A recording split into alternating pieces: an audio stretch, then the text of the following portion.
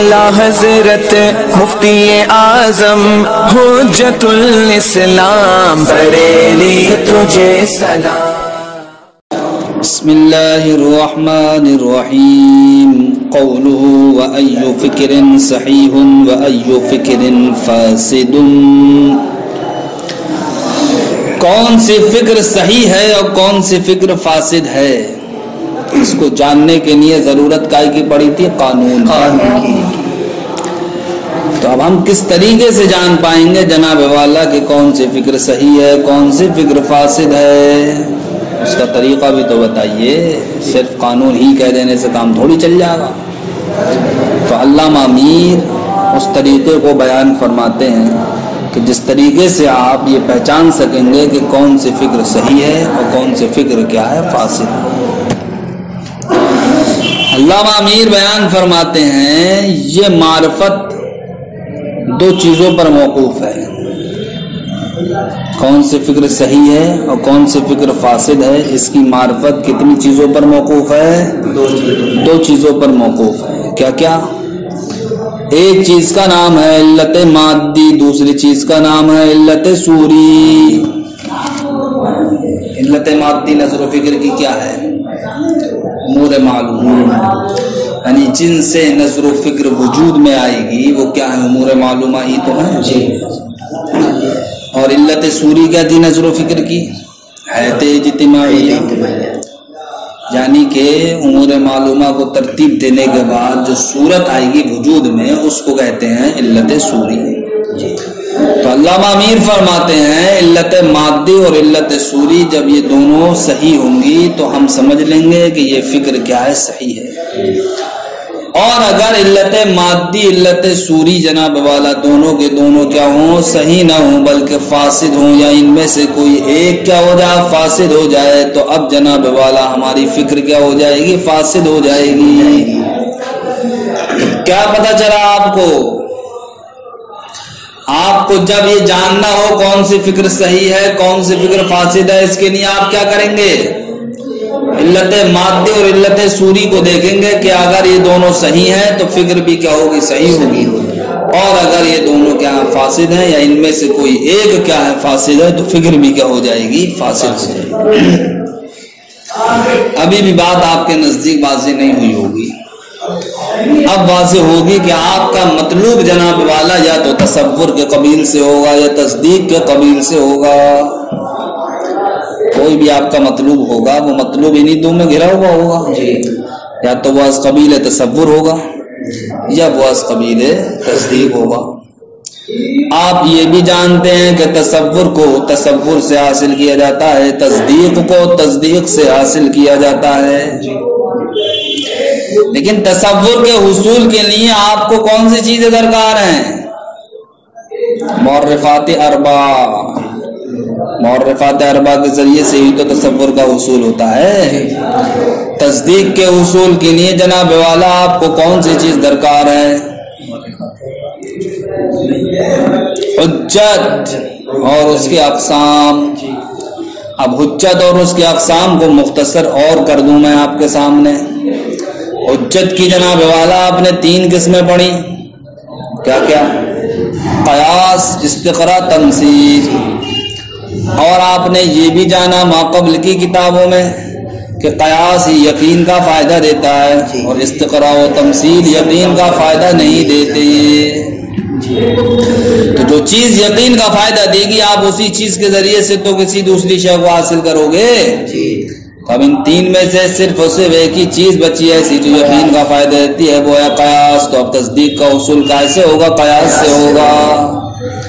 अब अगर आपके सामने कहा जाए कि तस्दीक आप कैसे हासिल करोगे, अब आप ना हुज्जत कहोगे ना हुज्जत के अक़साम कहोगे, बल्कि क्या कहोगे कि तस्दीक का हुसूल कैसे होगा? क़यास से होगा। वो मैंने समझा दिया। अब मैं क्यों क़यास नाम ले रहा हूँ? इसलिए कि हुज्जत और उसके अक़साम के जरिए से होता है। तो हुज्जत की 3 किस्में दी, क़यास, इस्तिक़रा, तमसील। इनमें से मुफीद यकीन सिर्फ और सिर्फ क़यास है। लिहाजा तस्दीक का हुसूल कैसे होगा? क़यास से।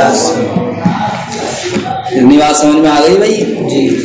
تو تصور کے حصول کے لیے جناب والا ہمیں معرفات اربع درکار ہیں اور تصدیق کے حصول کے لیے قیاس درکار ہے. تو معرفات اربع یہ جناب والا کیا بنیں گے؟ علت مادی. قیاس کیا بنے گا صاحب؟ علت مادی. قیاس کیا بنے گا؟ علت مادی. تو آپ تصور کو آپ حاصل کریں گے تو جناب والا آپ کو کیا دیکھنا ہے؟ علت مادی صحیح ہو اور علت صوری یہ بھی صحیح ہو. تو اب علت مادی کے صحیح ہونے کا مطلب کیا ہوگا تصور کے حصول کے لیے؟ کہ معرفات اربع کیا ہوں؟ صحیح ہوں. تو معرفات اربع صحیح کب ہوں گے؟ یہ اس وقت ہوں گے پہلے ہم یہ دیکھیں گے کہ آیا معرف کے ذاتیات میں سے ہے یا نہیں. معرف کے ذاتیات میں سے ہے یا نہیں. اگر معرف کے ذاتیات میں سے ہو تو اب یہ جناب والا اس وقت صحیح ہوگا جبکہ ان میں سے ایک موصوف اور دوسرا کیا بن جائے؟ صفت بن جائے. ایک موصوف دوسرا صفت بن جائے. اور اگر معرف کے ذاتیات میں سے نہیں ہے تو جناب والا اس کے درست ہونے کے لیے ضروری یہ ہے کہ ان میں سے جو عام ہو وہ جنس بن جائے اور جو خاص ہو وہ فصل بن جائے. جو عام ہو جنس بن جائے، جو خاص ہو فصل بن جائے. تو اب معرف کے صحیح ہونے کے لیے ضروری یہ ہوا کہ اگر معرف کے ذاتی میں سے ہے تو ان میں سے ایک یعنی معرف میں سے ایک موصوف ہو جائے اور دوسرا صفت بن جائے، تب کہا جائے گا کہ معرف صحیح ہے. اور اگر معرف کے ذاتی میں سے نہیں ہے، ذاتیات میں سے نہیں ہے، تو پھر کیا ہونا چاہیے وہاں پر؟ ان میں سے جو عام ہو وہ جنس بن جائے اور جو خاص ہو وہ کیا بن جائے؟ فصل بن جائے. تو ان دو صورتوں میں معرف کیا ہوگا؟ صحیح ہوگا. ٹھیک. تو معرف تھا کیا یہاں پر بتائیے آپ؟ تصور کے حصول کے لیے علت مادی تھا یا نہیں تھا؟ جی. تو علت مادی کا تصور کے حصول کے لیے صحیح ہونا کس وقت ہم کو پتہ چلے گا بتاؤ؟ جبکہ ہم یہ بات جان لیں کہ معرف اگر معرف کے ذاتیات میں سے ہے تو ایک موصوف دوسرا صفت بن جائے. ایک معرف صحیح ہو جائے گا یعنی کہ علت مادی کیا ہو جائے گی؟ صحیح ہو جائے گی. یا جناب والا معرف کے ذاتیات میں سے نہ ہو تو ان میں جو عام ہو وہ جنس بن جائے اور جو خاص ہو وہ فصل بن جائے، تب ہم کہیں گے کہ تصور کے حصول کے لیے جو علت مادی ہے وہ صحیح ہے. اب تصور کے حصول کے لیے علت صوری کا صحیح ہونا ہمیں کیسے پتہ چلے گا؟ یہ اس وقت پتہ چلے گا جناب والا کہ علت مادی میں جو طریقہ اپنایا جاتا ہے یعنی کہ علت مادی کے صحیح ہونے کے لیے جو شرائط اپنائے جاتے ہیں ان تمام شرائط پر وہ علت مادی یعنی کہ معرفات اربع کھرے اتریں، تب تو ہم یہ کہیں گے کہ جناب والا تصور کے حصول کے لیے جو علت صوری ہے وہ درست ہے. تصور کے حصول کے لیے علت صوری درست ہے. وہ کیا ہے؟ درست. یعنی کہ جو جنس ہو اس کو ہم مقدم رکھیں اور جو فصل ہو اس کو ہم کیا کریں؟ مؤخر کریں. جب ان شرطوں پر اتاریں گے تبھی تو ہم تصور کے حصول تک پہنچ سکتے ہیں. جی. تو اب یہ جنس کو مقدم کرنا اور فصل کو مؤخر کرنا، اس کے بعد ہمیں ایک حیت ایک صورت ہی تو حاصل ہوگی. اور خود معرف نفس معرف یہ کیا کہلائے گا؟ یہ مبادی کہلائے گا. اور اس کو جو ہم نے ترتیب دے دی کہ جنس کو مقدم کر دیا اور فصل کو مؤخر کر دیا، یہ علت صوری کہلائے گی. لہذا جب علت مادی یعنی کہ معرفات اربع نفس معرفات اربع یہ صحیح ہوں گے، یا جناب والا علت صوری تصور کے حصول کے لیے یعنی کہ معرفات اربع کے جو شرائط ہیں ان شرائط پر معرفات اربع کھڑے اترے، تب تصور کا ہمیں حصول ہوگا. اور اگر جناب والا ان میں سے کوئی ایک بھی فاسد ہو گیا یعنی کہ علت مادی کیا ہو گئی؟ فاسد ہو گئی، یا جناب والا علت صوری فاسد ہو گئی. سمجھ رہے ہو علت مادی سے مراد کیا؟ تصور کے حصول کے لیے کیا ہے بتاؤ؟ علت مادی سے نفس معرف کا صحیح ہونا، اور علت صوری سے مراد جو اس معرف کے صحیح ہونے کے جو شرائط ہیں ان شرائط پر اترے وہ، تب جا کے تصور کا حصول ہوگا. تو تصور کے حصول کے لیے بھی دو چیزیں کافی ہوئی نہیں ہوئی؟ کیا؟ ایک علت مادی یعنی کہ نفس معرف کا صحیح ہونا، اور دوسری علت سوری یعنی کہ ان معرفات کے شرائط جو ہیں ان شرائط کے مطابق معرفات کا استعمال ہونا. اسی طریقے سے جب ہمارا مطلوب تصدیق ہوگا تصدیق تو تصدیق کا اصول کیسے ہوتا ہے صاحب؟ قیاس. تو قیاس کا بنے گا نفس قیاس علت مادی بنے گا. تو یہ قیاس کب درست ہوگا صاحب؟ قیاس اس وقت درست ہوگا کہ آپ جانتے ہیں قیاس میں دو قضیے ہوتے ہیں. ایک قضیے کو صغرا کہا جاتا ہے دوسرے قضیے کو کبرا کہا جاتا ہے. تو صغرا کے صحیح ہونے کی شرط کیا ہے کہ صغرا اصغر پر مشتمل ہو, اور کبرا کے صحیح ہونے کی شرط کیا ہے کہ کبرا اکبر پر مشتمل ہو. تو جب صغرا اصغر پر مشتمل ہوگا کبرا اکبر پر مشتمل ہوگا تو ہم جان لیں گے یہ قیاس کیا ہے, صحیح ہے. تو یہ تو علت مادی درست ہو گئی جی. اب تصدیق کے حصول کے لیے علت سوری درست کب ہوگی؟ وہ اس وقت درست ہوگی جبکہ قیاس کو ہم پہلے یہ پرکھ لیں اشکال اربع میں سے کون سی شکل پر ہے یہ. تو جس شکل پر وہ قیاس ہوگا اب ہم دیکھیں گے اس شکل کے تمام شرائط اس میں پائے جا رہے ہیں یا نہیں. اگر تمام شرائط پائے جائیں گے تو ہم کہیں گے کہ تصدیق کے حصول کے لیے جو علت سوری تھی وہ بھی درست. لہذا اب تصدیق کے حصول کے لیے جناب والا ہمیں اولاً قیاس کی درستگی کو دیکھنا ہوگا, پھر اس کے بعد اس قیاس کو جس ترتیب پر ہمیں یا جس چیز کے اعتبار سے اس کو ہمیں ترتیب دینا ہے دیکھیں گے ہم ان شرائط پر یہ قیاس اترا ہے یا نہیں. ٹھیک, جب یہ دو چیزیں درست ہوں گی تو حصول تصدیق ہو جائے گا. اور اگر ان میں سے کوئی ایک بھی فاسد ہو جائے گی یعنی کہ نفس قیاس ہی فاسد ہو جائے یا جناب والا قیاس کو جاری کرنے کے جو شرائط ہیں وہ شرائط ہی کیا ہو جائیں, مفقود ہو جائیں, تو بتاؤ تصدیق کا حصول ہوگا؟ نہیں. تو دیکھو تصدیق کے حصول کے لیے بھی جناب والا دو چیزیں ضروری ہوں, ایک علت مادی دوسری علت سوری. جب یہ دونوں صحیح ہوں گی تو تصدیق کا حصول ہو جائے گا, اور ان دونوں میں سے کوئی ایک فاسد ہوگی یا دونوں فاسد ہوں گی تو تصدیق کا حصول نہیں ہوگا.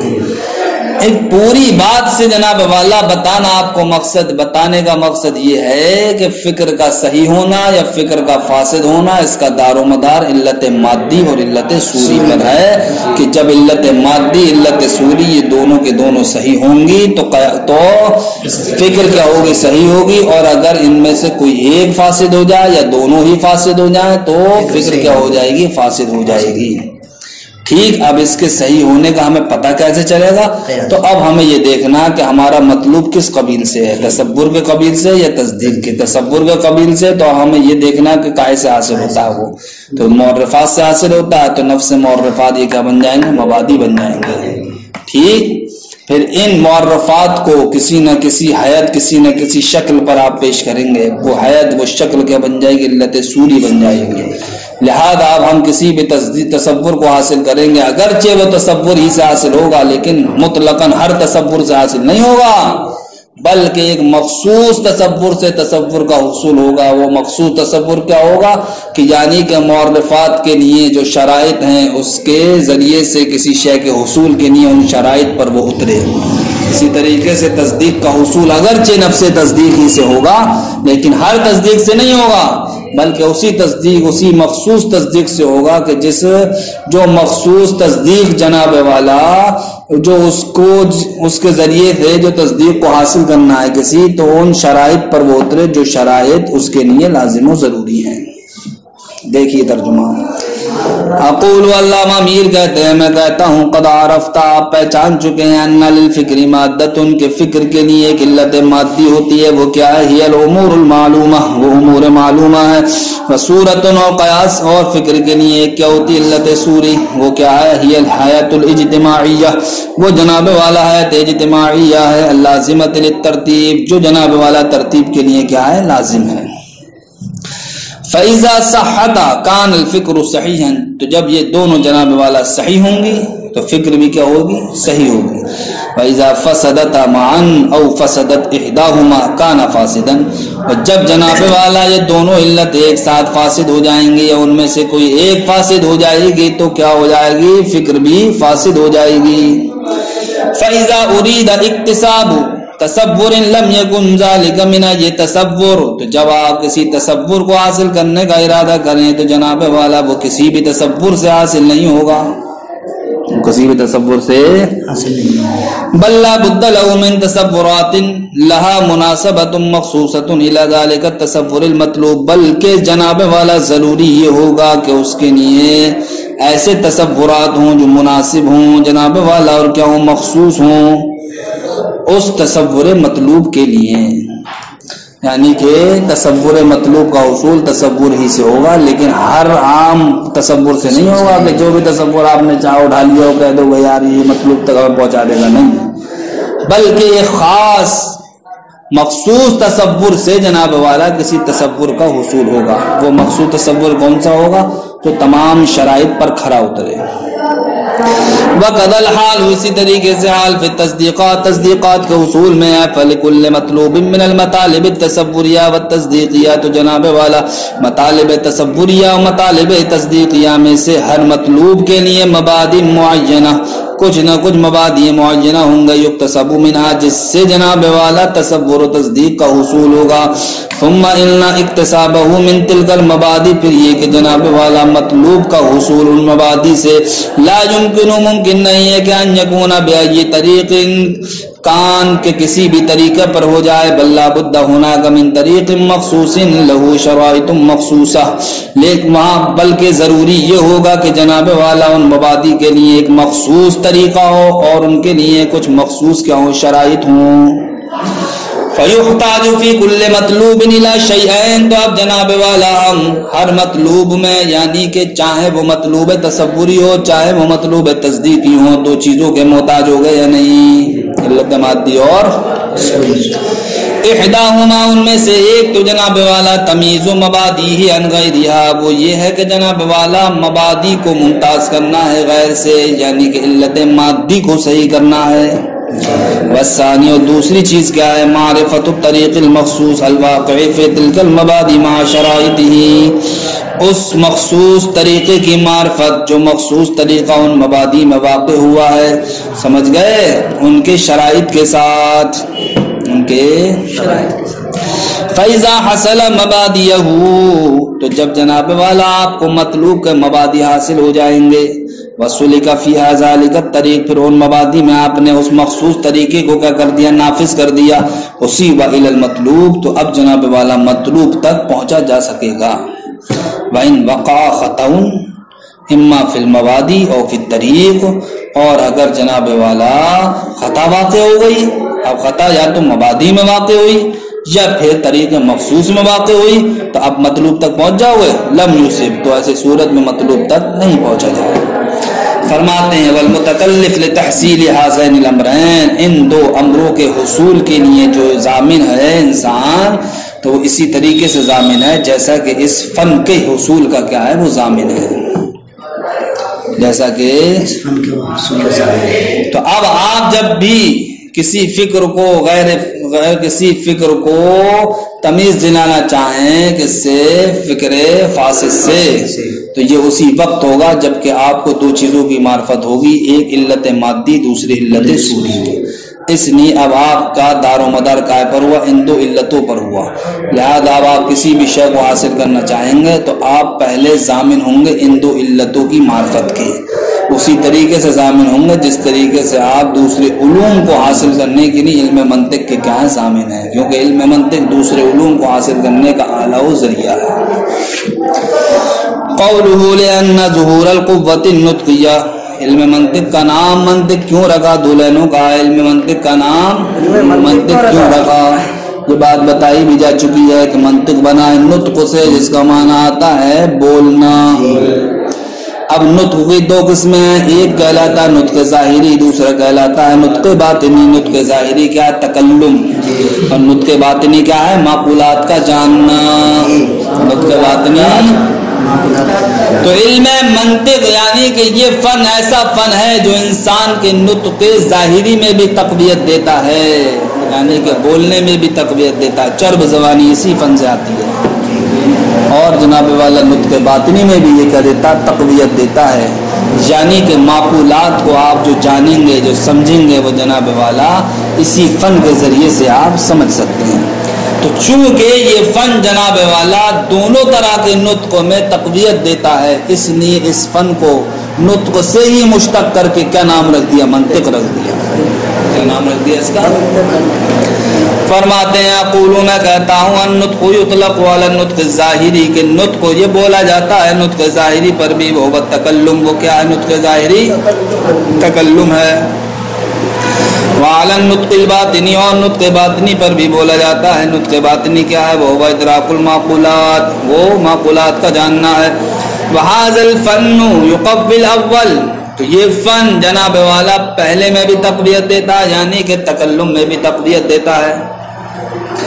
وَيُسْلَكُ بِالثَّانِي مَسْلَكَ السِّدَادِ، اور جناب والا دوسری والی چیز یعنی کہ معقولات کو جاننا، اس میں بھی یہ درست راستے پر چلاتا ہے، درست راستے پر. فَبِهَذَا الْفَنِّ يَتَقَوَّى، تو اس فن کے ذریعے سے جناب والا تقویت حاصل ہوئی. وَيَظْهُرُ قِلَا معنی النطق للنفس، اور جناب والا نفس کے لیے نطق کے دونوں معنی، نفس انسانیہ کے لیے نطق کے دونوں معنی کیا ہوتے ہیں؟ ظاہر ہوتے ہیں. المسمات بالناطقہ، کہ جس نفس انسانیہ کا نام کیا رکھا جاتا ہے؟ ناطقہ رکھا جاتا ہے. فاشتق له اسم من النطق، لہذا اسی مناسبت سے اس فن کو نطق سے مشتق کر لیا گیا اور نام کیا رکھ دیا گیا؟ منطق ہو گیا. کیا نام رکھ دیا گیا؟